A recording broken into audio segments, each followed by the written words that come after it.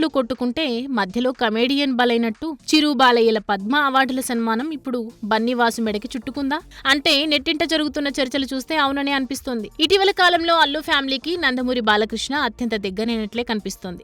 ఆహాలో వచ్చే అన్స్టాపబుల్ లో కూడా ఇందుకో కారణమని చెప్పొచ్చు. ఇక తాజాగా బాలయ్యకి పద్మభూషణ్ అవార్డు రావడంతో అందరూ బాలయ్యని అభినందించిన సంగతి తెలిసిందే.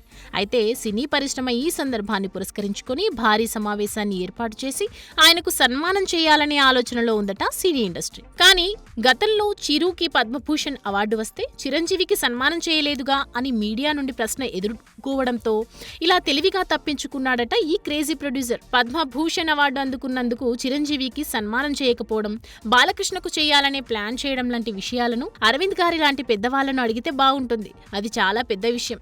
నా వయసుకు నా స్థాయికి మాట్లాడే విషయం కాదు. అరవింద్ గారినే అడిగితే మంచిది. ఈ పరిస్థితుల్లో నేను ఏం మాట్లాడినా బాగుండదు.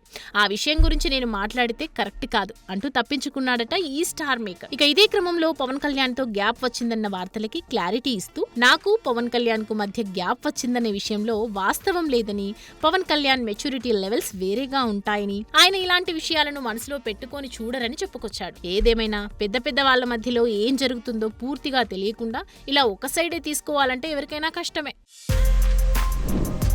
For more videos like this, subscribe Big TV channel.